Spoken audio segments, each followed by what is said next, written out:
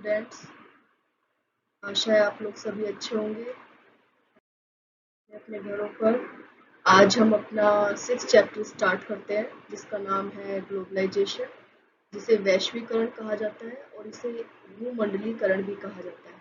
तो आप लोग कंफ्यूज ना हो नाम से। इसका जो हमारा कंटेंट है उसके अंदर वैश्वीकरण का अर्थ, उसकी अभिव्यक्ति, अभिव्यक्ति से यहाँ पर तात्पर्य है कि किन क्षेत्रों में हमें वैश्वीकरण देखने को मिलता है ज़्यादातर तौर पे, या कहाँ उनका प्रभाव ज़्यादा है। और फिर वाद विवाद, वाद विवाद से मतलब है कि वैश्वीकरण कितना सही है कितना गलत है, इसकी क्या हानि है क्या लाभ है, कौन से देश पर इसका किस तरह से असर पड़ रहा है, ये सारी चीज़ें हम इस चैप्टर के अंदर पढ़ेंगे। अब आगे देखिए, जो सबसे पहले है कि वैश्वीकरण आखिर है क्या।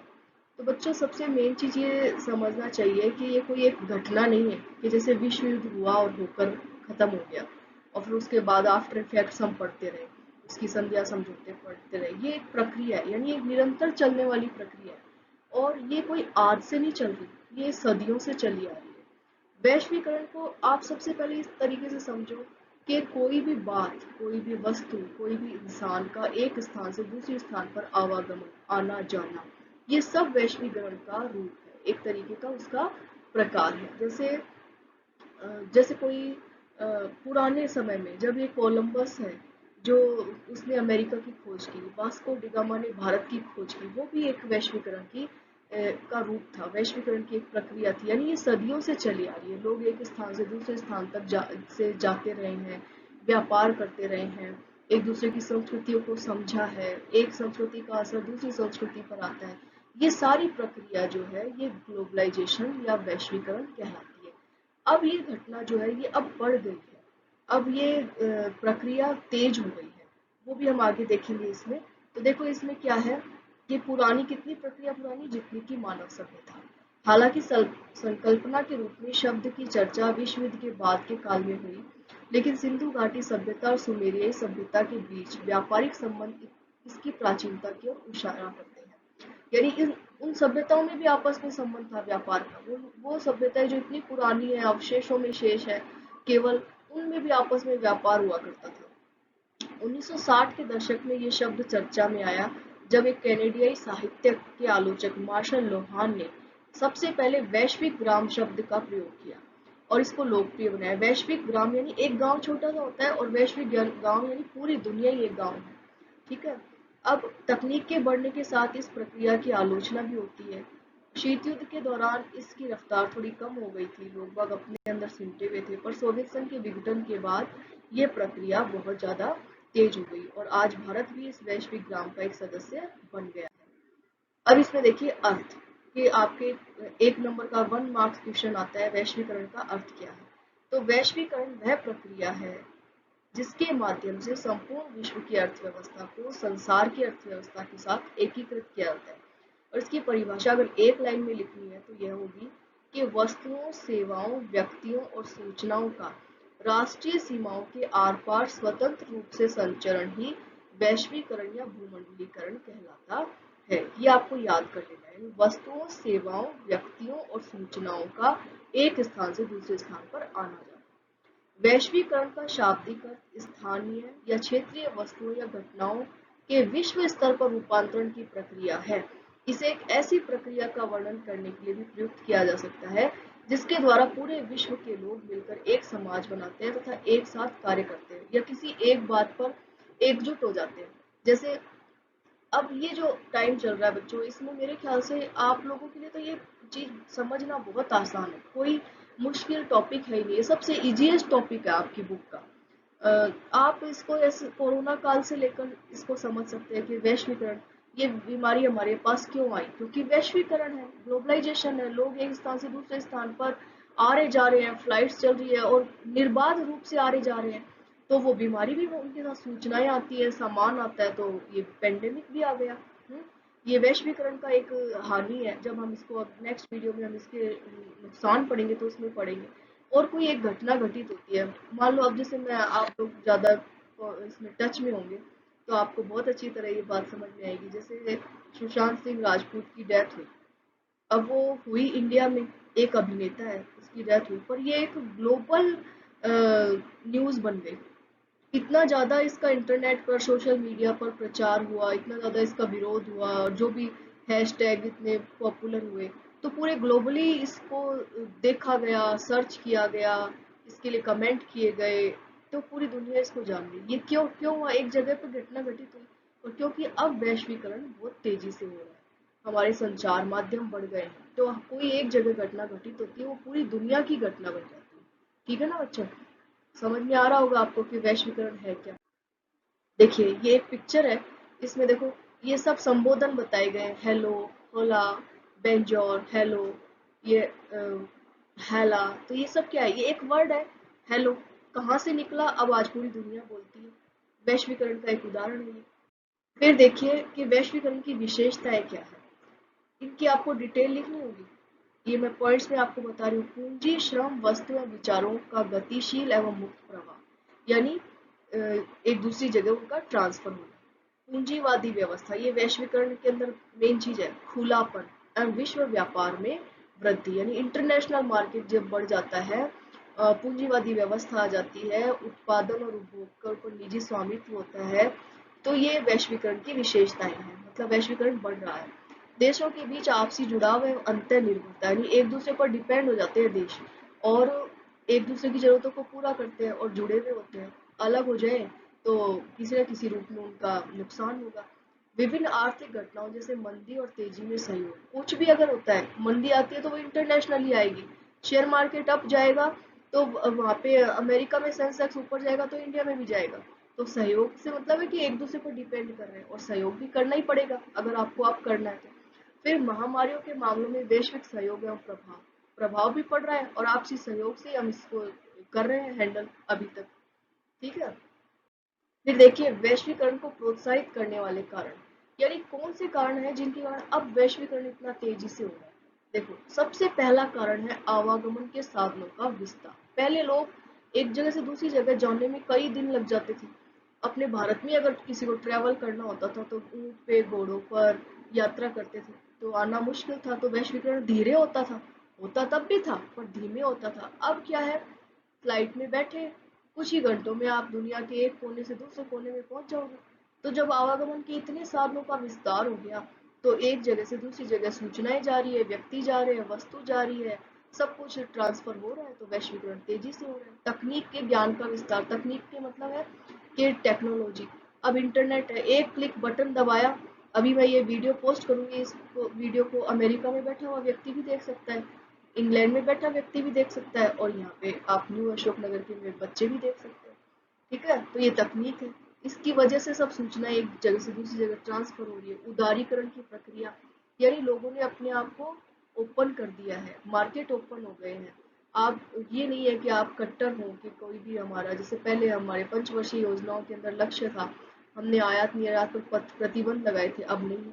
बहुराष्ट्रीय कंपनियों का विस्तार, एमएनसीज आ गई, मल्टीनेशनल कंपनी जो एक ही देश में व्यापार नहीं करती, कई देशों में व्यापार करती है एक साथ। विदेशी व्यापार में विस्तार, व्यापार एवं प्रशुल्क संबंधी सामान्य समझौता गेट, यानी जो टैक्स है उन पे छूट दे दी गई है, आपस में समझौते किए जा रहे हैं। और फिर एक और है संयुक्त राष्ट्र संघ की स्थापना, कि एक ऐसा अंतर्राष्ट्रीय संगठन बन गया जो पूरी दुनिया भर में काम कर रहा है, जो भारत में भी कर रहा है, अफ्रीका में भी कर रहा है, अमेरिका में भी कर रहा है, ऑस्ट्रेलिया में भी कर रहा है।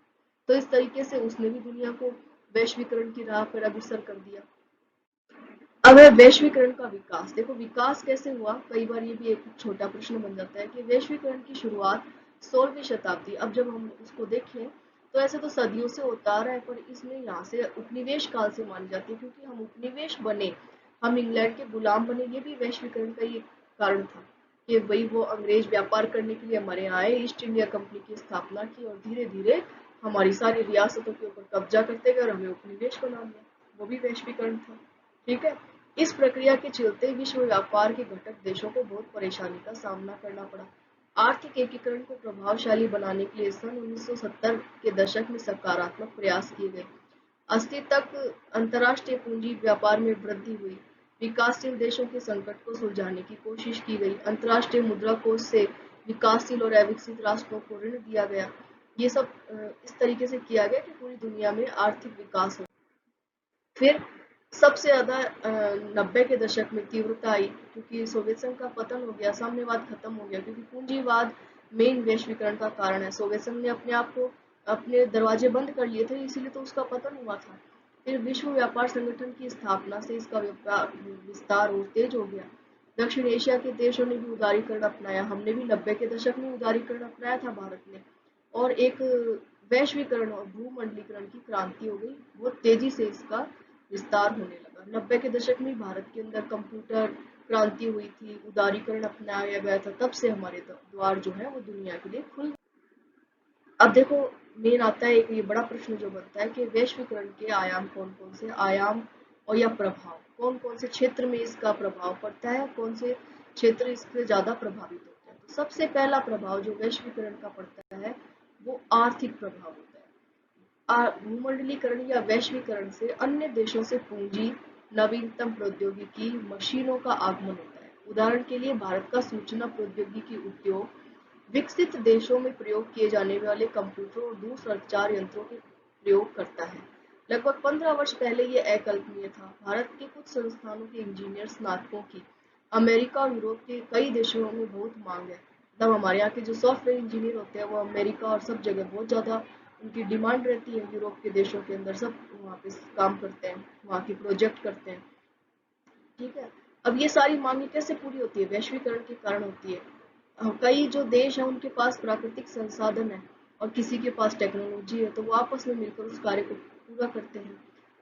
भूमंडलीकरण सरकारों को संसाधनों का निजीकरण करने के लिए प्रोत्साहित करता है, जिससे लाभ कमाने की दृष्टि से संसाधनों का शोषण होता है और कुछ लोगों के हाथों में पैसा इकट्ठा हो जाता है। निजीकरण उन लोगों को भी वंचित रखता है जो इन संसाधनों का उपभोग करने के लिए खर्च करने की क्षमता नहीं रखते, यानी अमीर और ज्यादा अमीर हो जाता है, गरीब और ज्यादा गरीब हो जाता है। इसमें देखो कि मेन क्या क्या प्रभाव पड़ते हैं। आर्थिक क्षेत्र में अंतर्राष्ट्रीय मुद्रा कोष, विश्व बैंक और विश्व व्यापार संगठन जैसे अंतर्राष्ट्रीय संगठन जो है ये आर्थिक नीतियां बनाते हैं, और जो ये नीतियां बनाते हैं वो पूरे वर्ल्ड के अंदर फॉलो की जाती है। और इन संस्थाओं में क्या होता है, इन संस्थाओं के अंदर धनी प्रभावशाली विकसित देशों का प्रभुत्व होता है, जैसे कि अमेरिका का, यूरोपीय कंट्रीज का। तो ये नीतियां अपने पक्ष में बनाते हैं। आयात प्रतिबंधों की अत्यधिक कमी, मतलब कोई भी चीज खरीदने पर कोई प्रतिबंध नहीं होता, आप चाइना से कितना भी माल खरीद लो, कोई प्रतिबंध नहीं है। पूंजी के प्रवाह से पूंजीवादी देशों को लाभ, परंतु श्रम के निर्बाध प्रवाह न होने के कारण विकासशील देशों को कम लाभ। अब इसका क्या होता है, आर्थिक प्रभाव एक ही होता है कि ना, पूंजी का प्रवाह तो हो गया, यानी पैसा जा रहा है, तो हमारा पैसा जो है वो अमेरिका जा रहा है, चाइना जा रहा है, हमारा बाजार खुला हुआ है। परंतु श्रम का उतना प्रवाह नहीं है, हमारे पास श्रम ज्यादा है, हमारे पास बेरोजगार ज्यादा है, तो इतना रोजगार वो हमें नहीं मिल रहा, जितने की हमारी पूंजी, हमारा मार्केट जो है वो दूसरों के लिए खुला हुआ है, उतना रोजगार हमें उपलब्ध नहीं हो रहा। तो विकासशील देशों को कम लाभ हो रहा है इस वैश्वीकरण का। फिर विकसित देशों के द्वारा वीजा नीति के द्वारा लोगों की आवाजाही पर प्रतिबंध। आप ये न्यूज में चाहे जब सुनते हो कि अमेरिका ने H1 वीजा बंद कर दिया, फलाना वीजा बंद कर दिया, तो चाहे जब रोक लगा देते हैं ये दो देश की, अब हमारे वहाँ पे हम रोजगार नहीं देंगे, आप बाजार व्यापार करेंगे, हमारे मार्केट में को यूज करेंगे पर हमें रोजगार नहीं देंगे, चाहे जब रोक हो जाती है किसी न किसी कारण से। वैश्वीकरण के कारण सरकार अपने सामाजिक सरोकारों से मुंह मोड़ रही है और उसके लिए सामाजिक सुरक्षा कवच की आवश्यकता है। अब उससे वैश्वीकरण ये सामाजिक सरोकार क्या हो गए, छोटे छोटे लघु कुटीर उद्योग धंधे जो है हमारे देश की खेती, इन पर सरकार इतना ध्यान नहीं देती। बड़ी बड़ी इंडस्ट्री, अब आओ हमारे देश में निवेश करो, पैसा लगाओ, सरकार का फोकस उसी पे रहता है, क्या बस पैसा लगाओ पैसा लगाओ। बड़ी बड़ी कंपनियों को छूट दी जाती है, बड़ी बड़ी कंपनियों को प्रोजेक्ट दिए जाते हैं, छोटे लघु कुटीर उद्योग धंधे हैं जो वो खत्म होते जा रहे हैं, और जो हमारे देश का गरीब है उसके लिए काम सही ढंग से नहीं हो पाता, और कहीं भी नहीं हो पाएगा जहाँ उदारीकरण होगा, वहां पर जो सरकार उदारीकरण को फोकस में रखकर चलेगी वो गरीब के लिए कम काम करेगी, पूंजीपति के लिए ज्यादा करेगी, और इससे सामाजिक आर्थिक असमानता बढ़ रही है। तो समाज में दो तरह के लोग हुए, एक अमीर और एक गरीब, एक बहुत आगे बढ़े हुए हैं और कुछ लोग बहुत पीछे गए हुए हैं, उनको आगे लाने के प्रयास नहीं हो रहे, तो असमानता जो है वो बढ़ती जा रही है। फिर देखिए इसका राजनीतिक प्रभाव। राजनीतिक प्रभाव क्या होता है कि सभी प्रकार की गतिविधियों को नियमित करने की शक्ति सरकार के स्थान पर अंतर्राष्ट्रीय संस्थाओं को दे दी जाती है। अब हमारे यहाँ जैसे इसी का एग्जाम्पल ले लो, कोरोना का। तो कोरोना में हमारी गवर्नमेंट क्या कर रही है? हमारी गवर्नमेंट वो कर रही है जो WHO उसको निर्देश देता है। WHO के निर्देश मानते हैं। WHO क्या है? World health organization. आप संयुक्त राष्ट्र संघ वाले चैप्टर में पढ़ चुके हैं, है ना? उसके अंदर था, वो अंतरराष्ट्रीय संस्था है। वो जो निर्देश दे रही है वो हमारी गवर्नमेंट फॉलो करती है। वो कहती है लॉकडाउन लगाओ तो लॉकडाउन लग जाता है, कहती है लॉकडाउन हटा दो तो हट जाता है। तो इस तरीके से वो उसको निर्देश देती है। तो अब क्या होता है कि हम, और ये तो एक अंतरराष्ट्रीय संस्था थी, ऐसी बहुराष्ट्रीय कंपनियां हैं, वो भी सरकारों को नियंत्रित करती है। उदाहरण के लिए जब एक देश किसी अन्य देश की व्यापारिक गतिविधियों के साथ जुड़ा होता है तो उस देश की सरकार उन देशों के साथ अलग अलग समझौते करती है। ये समझौते अलग अलग देशों के साथ अलग अलग होते हैं। जब अब अंतर्राष्ट्रीय संगठन जैसे विश्व व्यापार संगठन सभी देशों के लिए नियमावली बनाता है, सभी सरकारों को ये नियम अपने अपने देश में लागू करने होते हैं। और इसके साथ ही भूमंडलीकरण कई सरकारों को निजी क्षेत्र की सुविधा प्रदान करने हेतु कई विधायी कानूनों और संविधान को बदलने के लिए भी विवश कर देता है। प्राय सरकारें कामगारों के अधिकारों की सुरक्षा करने वाले और पर्यावरण संबंधी कुछ नियमों को हटाने पर विवश हो जाती है। जैसे कोई फैक्ट्री लगानी है, नदी के किनारे लगानी है, नियम तो कुछ और है एनजीटी का कि भाई यहाँ पे ये पानी नहीं यूज करोगे या यहाँ पे ये ड्रेनेज नहीं लगाओगे। पर बड़ी कंपनी का बड़ा ऑर्डर, लाखों करोड़ों अरबों का टर्नओवर, तो क्या होगा? दबाव में आ जाती है सरकारें और अपने नियम भी बदल देती है। पर्यावरण को नुकसान पहुंचता है बड़ी बड़ी फैक्ट्रियों से, कंपनियों से, जनता को नुकसान पहुंचता है, पर इसकी ओर ध्यान नहीं दिया जाता क्योंकि वो मुनाफा जो है उसकी तरफ ज्यादा ध्यान चला जाता है। फिर देखिए अब एक और चीज क्या हो जाती है कि राज्य की वैश्वीकरण से क्या हुआ है, राज्य की क्षमता में कमी आई है। यानी गवर्नमेंट की पावर कम हो गई क्योंकि वो इंटरनेशनल पावर को मान के उसी को अप्लाई कर रही है। राज्य अब कुछ मुख्य कार्य जैसे कानून व्यवस्था बनाना तथा सुरक्षा करने तक ही सीमित हो गए हैं। अब बाजार अर्थ और सामाजिक प्राथमिकताओं का मुख्य निर्धारण है। अब बाजार ही देखता है कि अर्थव्यवस्था कैसी है और समाज कैसा हो, और बाजार को क्या कर दिया? निजीकरण कर दिया। लोगों के निजी पर्सनल हाथों में चला जा रहा है सब कुछ।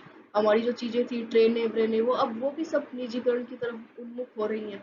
तो क्या है, अर्थव्यवस्था धीरे धीरे क्या होगी? पूंजीपतियों के हाथों में हो जाएगी। और सरकार का काम क्या होगा? बस आप कानून बनाओ, हमारी डिफेंस सुरक्षा करो, बस ये काम होगा। तो राज्य की क्षमताएं कम होती जा रही है। राज्य की प्रधानता तो बरकरार है, मतलब अभी भी मेन सबसे कौन है ऊपर, पावरफुल कौन है? गवर्नमेंट है, निर्णय वही ले रही है।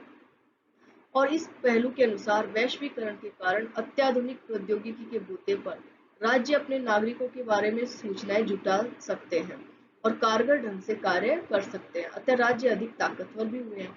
अब उनके पास पावर इसलिए आ गई टेक्निकल रूप से, जैसे अब आधार है और ना आपका पैन कार्ड है, आधार कार्ड है, इनसे क्या है, सारी सूचनाएं गवर्नमेंट के पास है।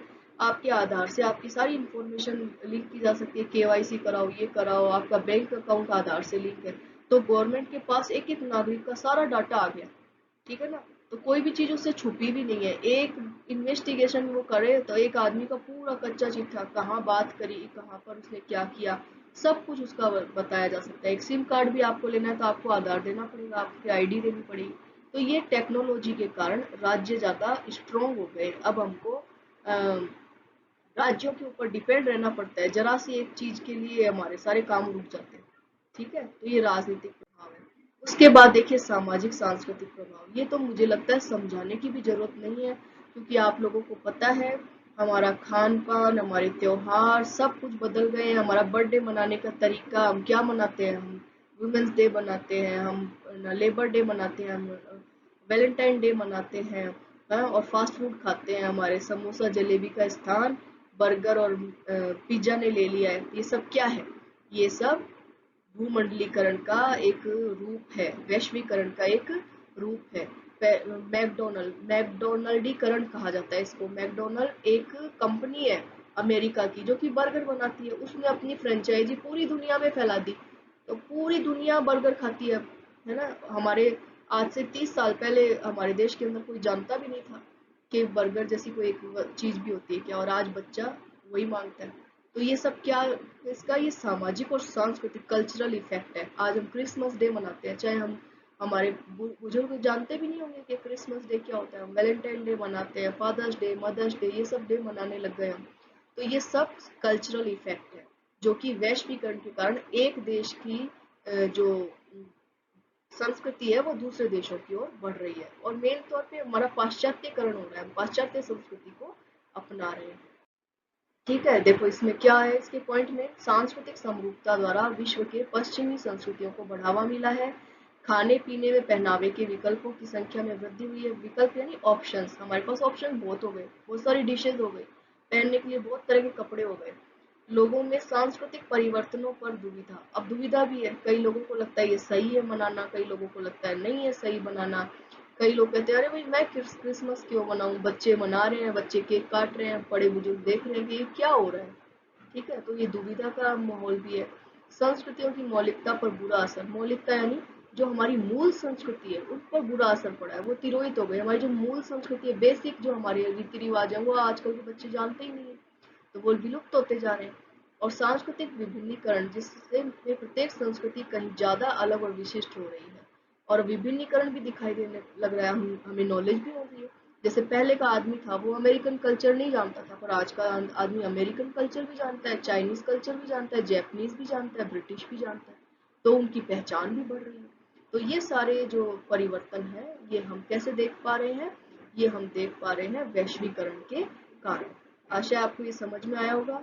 अगले चैप्टर में, अगला जो वीडियो होगा इसी चैप्टर का, उसमें हम भारत के संदर्भ में पढ़ेंगे कि भारत पर वैश्वीकरण का क्या प्रभाव पड़ा और वैश्वीकरण के क्या हानि और नुकसान है। तब तक आप लोग इसको पूरा कीजिए और खुश रहिए। अपने आप को हमेशा पॉजिटिव विचारों से युक्त रखिए। ओके बेटा, बाय।